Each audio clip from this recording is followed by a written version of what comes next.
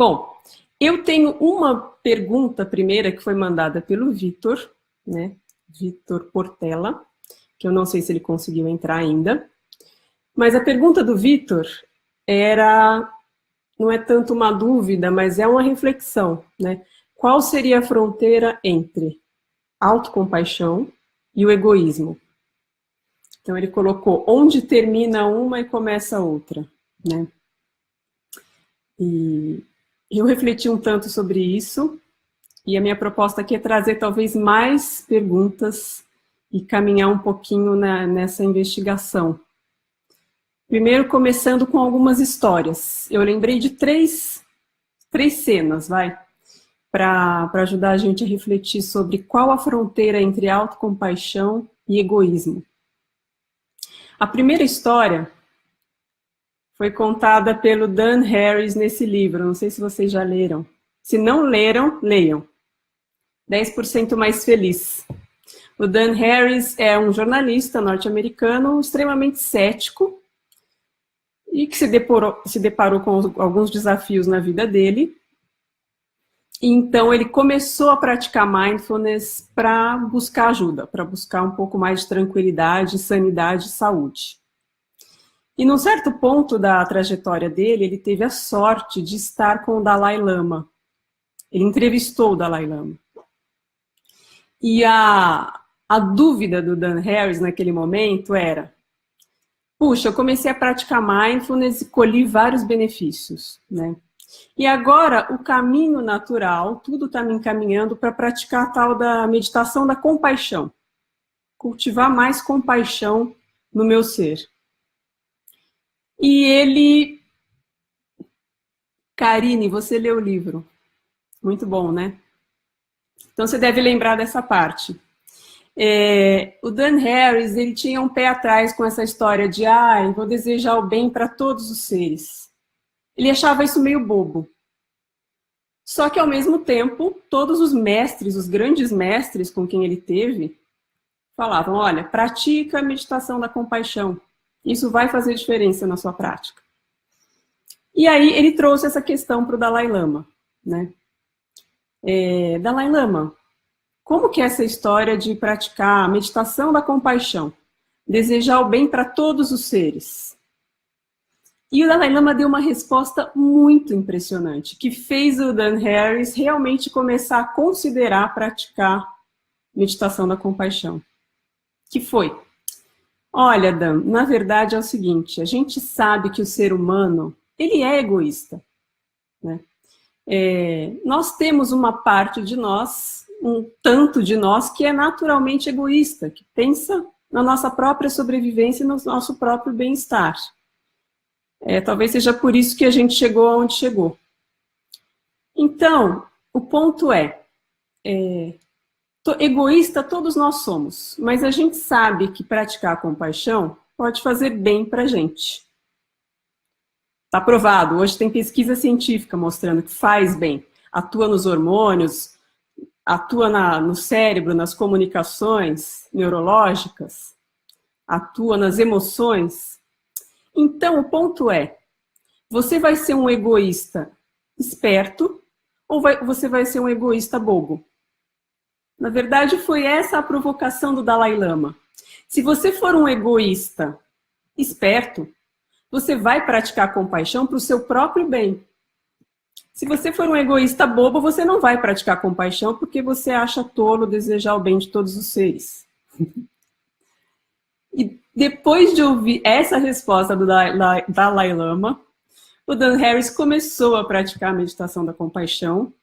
E aí, se você ler esse livro, você vai descobrir um pouco mais de o que ele percebeu tendo praticado, né? Tendo iniciado, realmente não é assim, uma vez por mês você vai lá e senta e deseja o bem de todos os seres, mas ele trouxe isso para a vida dele, para cada interação que ele tinha. Então, essa é uma primeira história que eu queria trazer já para incitar a reflexão. A outra história, que me foi contada por uma amiga minha, foi um relato pessoal que ela viveu. Essa pessoa, minha amiga, ela teve o filho dela bem novo, internado por muito tempo, quando ele era bem pequeno.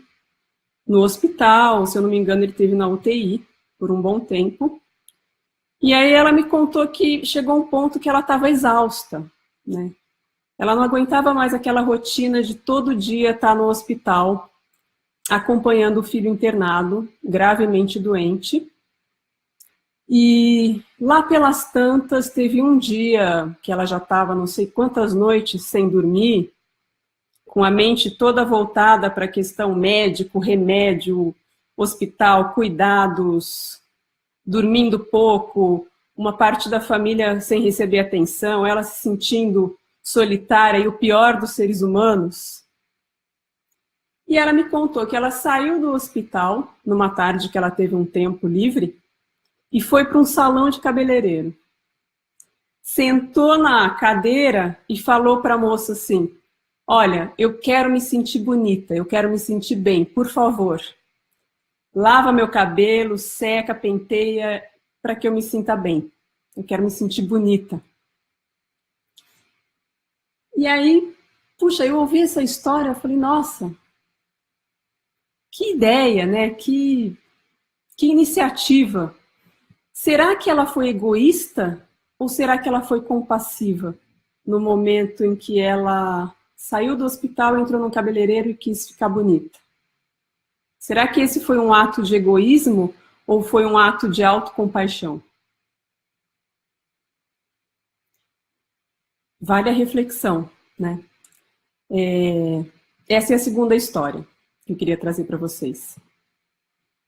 A terceira história não é nem história, é uma citação da Dipamá, que é uma mestra do Oriente, que foi mestra de grandes nomes ocidentais que hoje são mestres de mindfulness e de meditação. E a Dipamá, que realmente foi uma mulher assim que passou por grandes desafios, tendo que criar filho e querendo praticar meditação e não encontrando tempo, né, e passando por várias situações de sofrimento, ela falou que, na experiência dela, não existia diferença entre mindfulness e bondade amorosa. Então, a prática da atenção plena, ela traz, ou trouxe para Dipamá, bondade. Assim como a gente, nos cursos, né, de 8 semanas de mindfulness, a gente sabe que se a pessoa realmente começar a praticar, fizer a sua prática de mindfulness, não religiosamente, no mau sentido, mas se ela se dedicar, se ela se comprometer, naturalmente ela vai começando a perceber que ela está mais empática, por exemplo. No sentido de olhar para o outro e, puxa, eu estou sacando o que ele está passando. Eu consigo me sentir mais ou menos no lugar dele. E daí isso vai ficando mais fácil, vai ficando mais corriqueiro. A capacidade de você se colocar no lugar do outro. Empatia. Com o aumento da empatia, se a pessoa continuar na prática, é muito provável que ela perceba o sofrimento, não só dela, mas do outro também, que muitas vezes ações que as pessoas têm que nos magoam e que nos machucam, surgem de um momento de sofrimento ou de um momento de confusão, né? E aí surge essa semente da compaixão. E a compaixão, ela não é só para o outro. Talvez esse seja um ponto, né? Nós ocidentais, a gente usa o termo compaixão e o termo autocompaixão como se fossem duas técnicas ou duas coisas diferentes. Mas será? Ou será que não faz parte da mesma experiência? Quando a gente percebe que, puxa, nós, seres humanos, a gente tem muito mais coisas parecidas do que coisas diferentes, nós temos muito mais elementos comuns do que elementos de ruptura, né? Aí isso vem espontaneamente. Puxa, eu estou sofrendo. E eu percebo que as pessoas que estão em volta de mim também estão sofrendo. Ah, elas respondem do mesmo jeito? Não. Algumas pessoas, diante do sofrimento, congelam. Outras pessoas se tornam agressivas. Outras pessoas, enfim, se fecham, outras se abrem. Mas ali existe uma mesma experiência que é estar em contato com o desconforto ou com o sofrimento e existir uma vontade de sair disso. Né? Como a gente faz para sair disso, aí é uma questão individual. Depende da personalidade, depende das circunstâncias. Mas a vontade de sair do sofrimento, ela é comum a todos os seres humanos. E não só aos seres humanos, né? Aos outros seres também.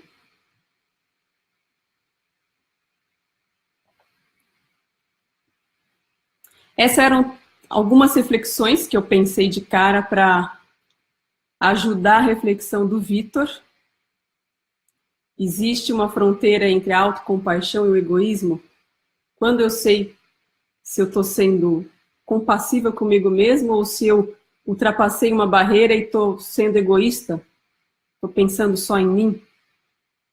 Não tem uma resposta, né, pronta. Muito menos não é a minha intenção aqui trazer nenhuma resposta pronta. Mas como a gente pode pensar de uma forma menos rígida sobre isso, né? Como a gente pode olhar um pouco para dentro e buscar recursos interiores para lidar com essa dúvida? Puxa, agora eu tive um momento de compaixão, uma atitude compassiva comigo mesmo, ou eu fui egoísta e só pensei em mim e não enxerguei o outro? Oi, Grazi. Gente, alguém tem algo para contribuir? Alguma reflexão ou alguma ideia que está passando aí pelas mentes sobre essa questão da autocompaixão e do egoísmo? Se tiverem, por favor, contribuam. Vai ser bom haver uma troca.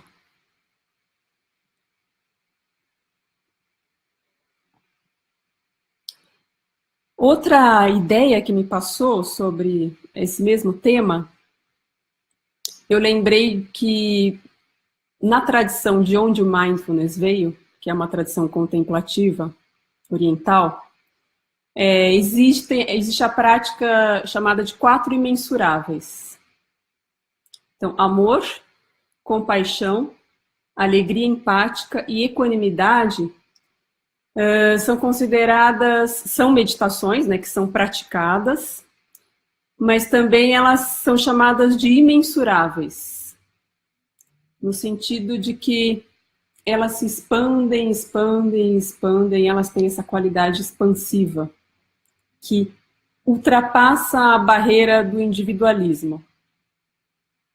Então, pensando nessa ótica, a compaixão está inserida aí, né? E o que é compaixão no entendimento dessa tradição? Não sei se vocês já entraram em contato com esses conceitos, mas a gente, nos cursos de mindfulness, pelo menos quando a gente vai falar de compaixão, a gente fala que é essa inclinação natural que o ser humano possui de notar ou reconhecer que existe um sofrimento e querer fazer algo para eliminar o sofrimento. Essa seria a compaixão. E ela é imensurável, né? Ela não tem muito começo nem fim, ela se expande infinitamente. E quando ela se expande, já não existe mais tanto essa barreira do eu com a minha experiência, eu, e o outro separado de mim. A gente percebe que realmente estamos todos no mesmo barco. A experiência da compaixão, ela abole essas barreiras. E aí, nesse momento, perde um pouco o sentido compaixão, autocompaixão. É só compaixão. Se existe a compaixão, eu vou ser capaz de acessar isso em mim, para mim, e também para o outro, no outro. Então, nesse momento, a palavra autocompaixão até perde um pouco o sentido, de acordo com todo esse corpo de conhecimento que a gente sabe que está sustentando o mindfulness secular que a gente pratica nos cursos. Então, quando a gente vai dedicando para a prática de mindfulness, de repente a gente entra em contato com isso. Puxa, para que haja compaixão, necessariamente já existe a autocompaixão. A prática da compaixão já é uma autocompaixão comigo, foi o que a Karine falou. Exato.